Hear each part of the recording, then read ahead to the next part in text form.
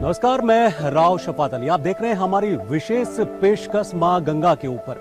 दरअसल मां गंगा महज एक नदी नहीं है, मां गंगा भारत की पहचान है और करोड़ों लोगों की आस्थाओं का केंद्र भी है। लेकिन खुदगर्ज इंसानों ने मां गंगा को बेहताशा प्रदूषित कर दिया। करोड़ों अरबों रुपए खर्च हुए, लेकिन गंगा को साफ और स्वच्छ नहीं किया जा सका। लेकिन कुदरत ने एक फैसला लिया कि आज इंसान अपने घरों में कैद है और मां गंगा अब अपने पुराने और साफ स्वच्छ स्वरूप में लौटती नजर आ रही है। हम दिखाएंगे आपको गंगा के घाटों की वो तस्वीरें जहां लाखों की संख्या में कभी लोग रहते थे, लेकिन अब वो गंगा घाट खाली पड़े हैं और अब मां गंगा अपने पुराने स्वरूप में लौटती नजर आ रही है। हम मिलवाएंगे आपको जो गंगा के ऊपर शोध करते हैं, उनका क्या कुछ कहना है, पहले के जल में और अब के जल में कितनी शुद्धता आई है। लेकिन उससे पहले आप कर लीजिए मां गंगा के दर्शन। इस वक्त हम खड़े हैं मशहूर हर की पौड़ी पर, जहां करोड़ों की संख्या में लोग आस्था की डुबकी लगाते थे, लेकिन आज यहां कोई नजर नहीं आता। और यही वजह है कि अब मां गंगा यहां साफ और स्वच्छ बहती हुई, कल कल बहती हुई नजर आती हैं। तो आप कर लीजिए मेरे साथ मां गंगा के दर्शन और आचमन। जय गंगे मैया। तो चलिए इस सफर को शुरू करते हैं और अब अलग अलग घाटों की तस्वीरें हम आपको दिखाते हैं कि जो पहले में और अब में मां गंगा का जो जल है कितना शुद्ध हुआ है।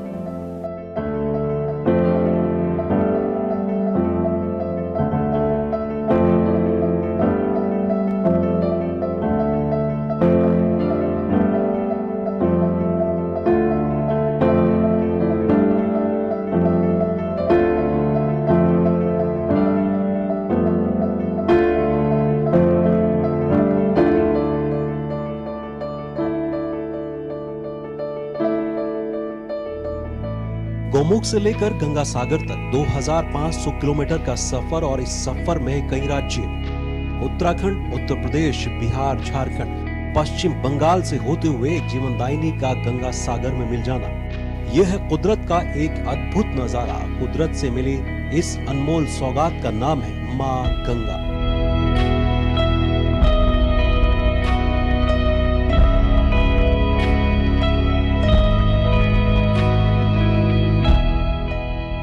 मां गंगा युगों युगों से मानव जाति का उत्थान करती, खेत खलिहानों को सींचती, इंसानों के पाप धोती गंगा अपने प्राचीन स्वरूप को खो बैठी।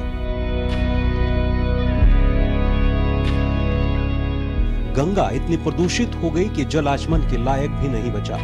गंगा की इस हालत का जिम्मेदार है मानव। सरकारों ने गंगा स्वच्छता पर कई योजनाएं बनाई, अभी तक अरबों खर्च कर डाले, लेकिन गंगा को उसका साफ, स्वच्छ, कलकल बहता स्वरूप नहीं लौटा पाए। लेकिन कहते हैं कि कुदरत के फैसले के सामने इंसान बोना होता है।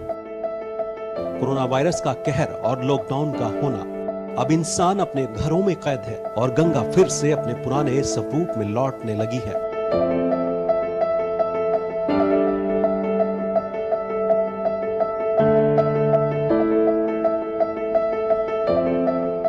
क्या अब गंगा जल साफ स्वच्छ नजर आने लगा है?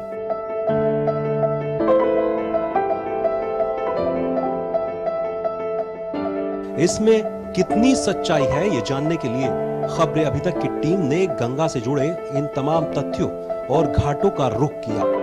पर्वतों से निकलकर गंगा का पहला मैदानी पड़ाव होता है ऋषिकेश।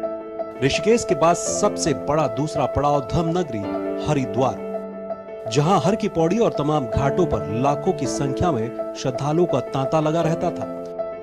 खबरें अभी तक की टीम पहुंची हरिद्वार।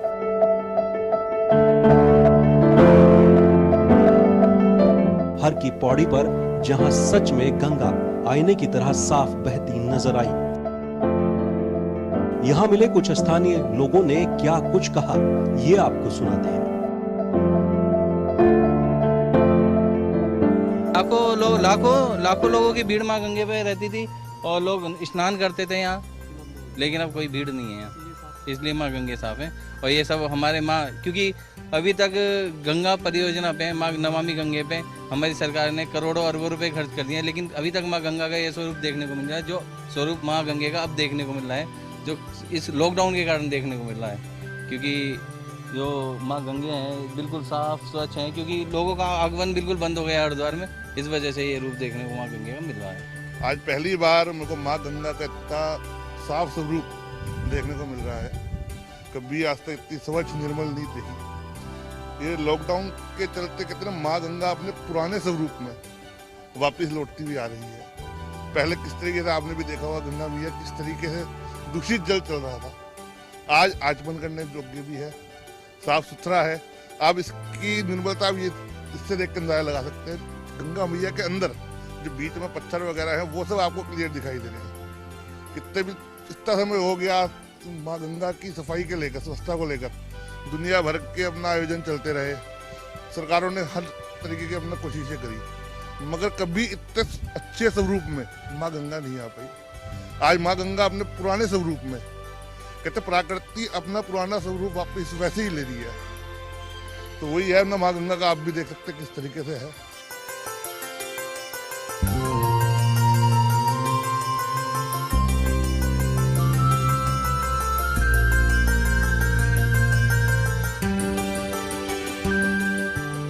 हरिद्वार, हर की पौड़ी, ब्रह्मकुंड और तमाम गंगा घाट जहां करोड़ों लोग आस्था की डुबकी लगाते थे, लॉकडाउन के चलते आज तमाम घाट सूने पड़े हैं। मगर इस सूनेपन में गंगा ने खुद को संवार लिया। अब जो बहता जल इतना साफ दिखाई दे रहा है, कभी उसकी कल्पना भी नहीं की जा सकती थी।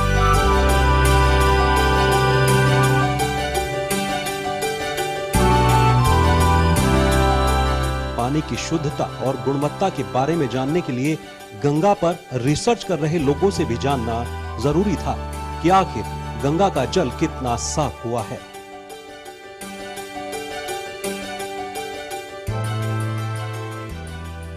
अब हमने रुख किया उन एक्सपर्ट्स का जिन्होंने हमें बताया कि पानी के भीतर टीडीएस की मात्रा कितनी होनी चाहिए, डीओ की मात्रा कितनी होनी चाहिए शुद्ध पानी के भीतर, और बीओडी की मात्रा कितनी होनी चाहिए। दरअसल सीधी भाषा में अगर आप समझें तो जो आरओ का पानी हम इस्तेमाल करते हैं घर में, उसकी शुद्धता कितनी होती है, उसका पैमाना क्या होता है, यानी टीडीएस टोटल डिसॉल्व सॉलिड्स की मात्रा कितनी होती है। और डीओ की अगर बात करते हैं तो डिसॉल्व सॉलिड्स की मात्रा कितनी होनी चाहिए, और बीओडी यानी बायोकेमिकल ऑक्सीजन डिसॉल्व्स की मात्रा कितनी होनी चाहिए। तो हम उन एक्सपर्ट से ये राय जानने के लिए पहुंचे कि पहले और अब में मां गंगा के इस जल में कितना अंतर आया है।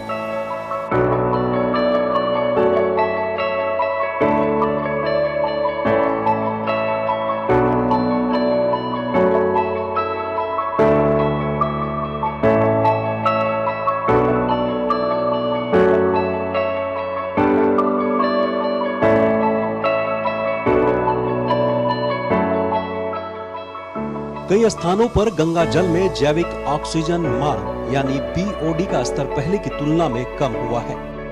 जल में टीडीएस मात्रा और ऑक्सीजन की मात्रा अब कितनी है, इसके लिए गंगा के रिसर्च स्कॉलर ने हमें लाइव परीक्षण करके दिखाया।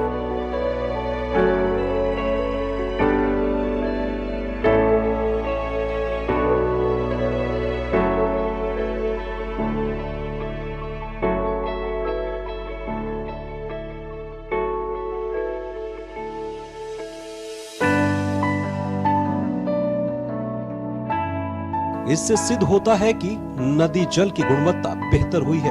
इन दोनों मानकों पर गंगा के जल की गुणवत्ता पहले से सुधरी है। गंगा पर रिसर्च करने वाले ईशांत शर्मा से विस्तार से बात भी की।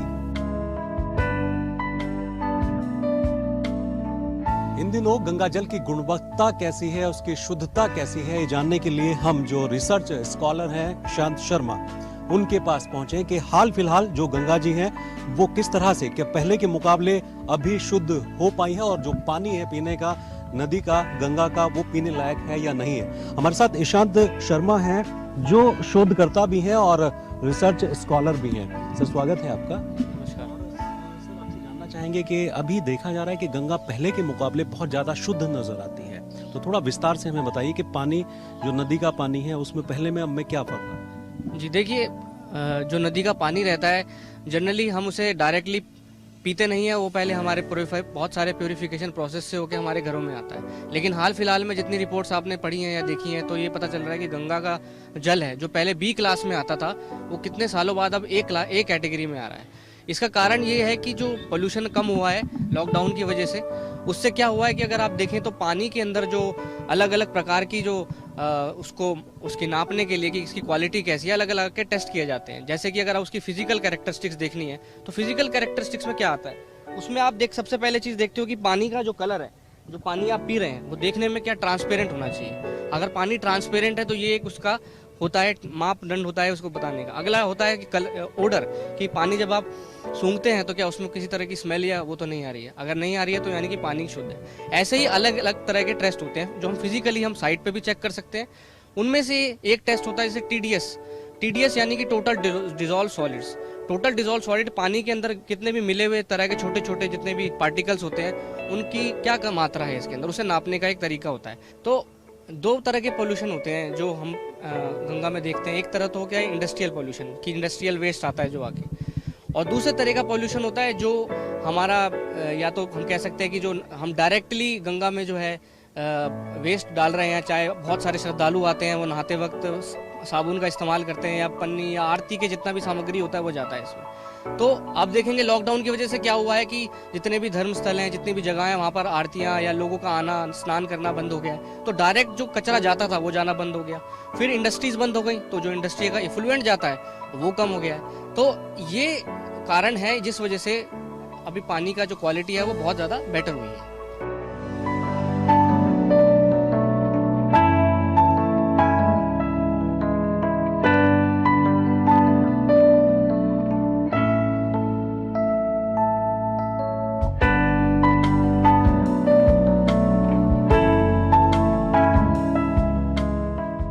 गंगा पर शोध करने वाले मानते हैं कि अब गंगा जल पहले के मुकाबले 50% शुद्ध हो गया है। गंगा जल सभी पैमानों के अनुरूप नजर आता है, लेकिन इन सब के बाद हमने गंगा प्रदूषण नियंत्रण बोर्ड के अधिकारियों से भी प्रामाणिकता के तथ्यों पर बात की, जिसमें आधिकारिक पुष्टि में बताया गया कि अब गंगा का जो जल मार्च माह में बी श्रेणी में आता था अब ए श्रेणी में हो गया है। इसके पीछे लॉकडाउन की वजह सबसे बड़ी मानी गई।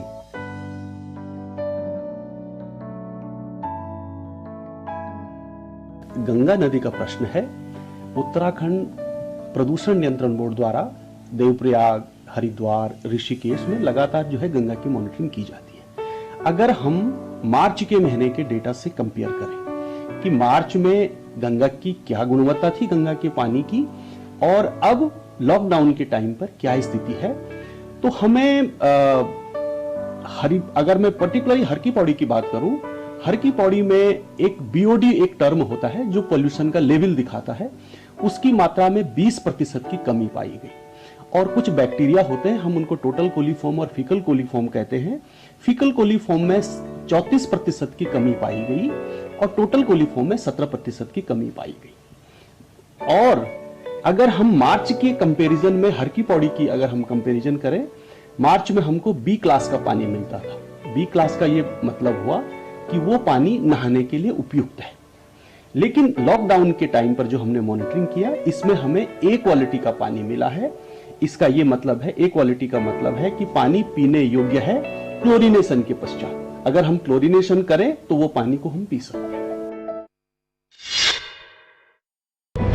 जरा सोचिए, पिछले कुछ समय में न जाने कितने हाथ मदद के लिए उठे, न जाने कितने लोगों को मिला मेडिकल सपोर्ट, पर लड़ाई अभी लंबी है और हम इसके लिए पूरी तरह तैयार हैं, क्योंकि अब राशन से लेकर शेल्टर, एम्बुलेंस, वित्तीय सहायता और पुलिस सेवा जैसी सेवाएं होंगी एक ही जगह। जन सहायक हेल्प मी ऐप। यहाँ किसान मंडी में सामान बेचने का समय, डोनर्स कोरोना रिलीफ फंड में सीधा डोनेशन, स्टूडेंट के लिए ऑनलाइन क्लासेस, बीमारी में सीधा डॉक्टर्स से टेली परामर्श, स्थानांतरण पास और वॉलंटियर्स रजिस्ट्रेशन जैसे काम होंगे आपकी उंगलियों के इशारों पर। तो अब हरियाणा वासियों के फोन में होगा एक और भरोसेमंद ऐप। डाउनलोड करें जन सहायक हेल्प मी ऐप।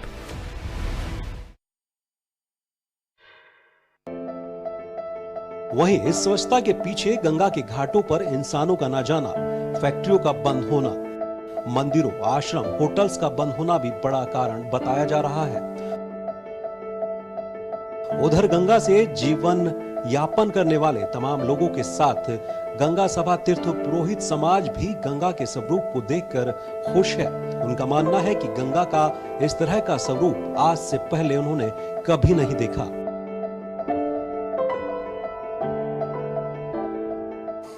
मेरा अनुरोध सिर्फ आपके माध्यम से इतना कहना है कि गंगा का जो स्वरूप हो रहा है उसके पीछे सिर्फ एक है कि अन्य क्षेत्रे कृतं पापम तीर्थ क्षेत्रे विनश्यति, तीर्थ क्षेत्रे कृतं पापम वज्रमापे लिप्यति।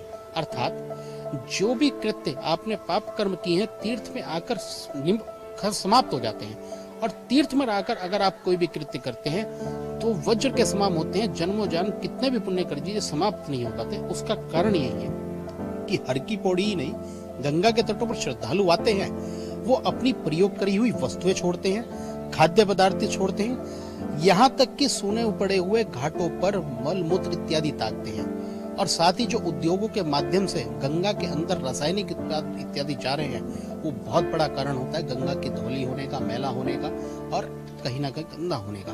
गंगा तो अपवित्र को भी पवित्र करती है। गंगा गंगेति यो ब्रूयात् योजना नाम शतैरपि मुच्यते सर्व पापेभ्यो विष्णु लोकम स गच्छति।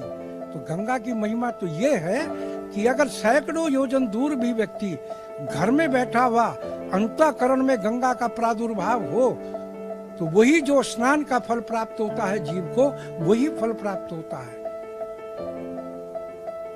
अब अंतर क्या है कि अगर आप यहीं देखें हरिद्वार में ही, तो जितनी इंडस्ट्रीज एरिया यहाँ बनी हुई खुली हैं, कोई पूछे कि उनका जो जल है, जो डिस्ट्रॉय जल है, जो प्रदूषित जल है, वो कहाँ जा रहा है? या तो वो जमीन के अंदर जा रहा है या गंगा में जाया जा रहा है। तो सरकार को चाहिए कि इसकी ओर वो एक जो है दिशा दे और वो मानक उन फैक्ट्रियों पर अंकुश किया जाए। मैंने पूर्व में भी कहा था, जब गंगा एक्शन प्लान के लोग हरिद्वार में आए थे, आप जहां से आपके प्रोजेक्ट प्रारंभ है उससे ऊपर आप एक गंगा का बाईपास बना दीजिए, जैसे आपने सड़कों के बाईपास बनाए हैं। तो उससे क्या होगा, ऊर्जा का भी विकास होगा और गंगा की जो निर्मलता है वो भी निरंतर बनी रहेगी। उत्तराखंड से लेकर पश्चिम बंगाल तक बहती गंगा 2500 किलोमीटर की दूरी में 29 बड़े शहर, 48 कस्बे और 23 बड़े छोटे शहरों के बीच से निकलती गंगा में औद्योगिक इकाइयों का गंदा पानी, साथ ही गंगा घाटों किनारे पर जनता की ओर से डाले जाने वाला कचरा गंगा प्रदूषण का सबसे बड़ा कारण रहा है।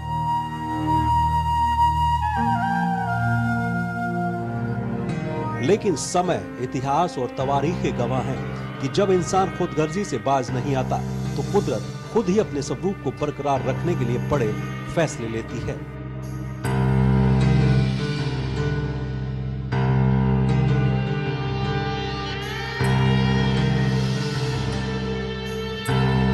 गंगा पर शोध करने वाले हों, श्रद्धालु हों या फिर एक्सपर्ट्स हों, वो सब मानते हैं कि पहले के मुकाबले अब मां गंगा का पानी 50% तक शुद्ध हुआ है। और इसके पीछे सबसे बड़ी वजह है कि उत्तराखंड से लेकर कोलकाता तक गंगा घाटों पे करोड़ों लोगों की जो भीड़ जुटा करती थी, वो भीड़ अब नजर नहीं आती लॉकडाउन के चलते। और दूसरी सबसे बड़ी वजह है कि उत्तराखंड से लेकर कोलकाता तक जितने भी उद्योग हैं वो बंद हैं, क्योंकि उद्योगों का पानी नालों के जरिए गंगा में मिला करता था, जिससे गंगा प्रदूषित होती थी। लेकिन अब मां गंगा पहले के मुकाबले शुद्ध नजर आती हैं। तो आप भी प्रण करिए और हम भी प्रण करते हैं कि अब मां गंगा को हम प्रदूषित नहीं होने देंगे। तो इसी प्रण के साथ मुझे दीजिए इजाजत। जय गंगे मैया।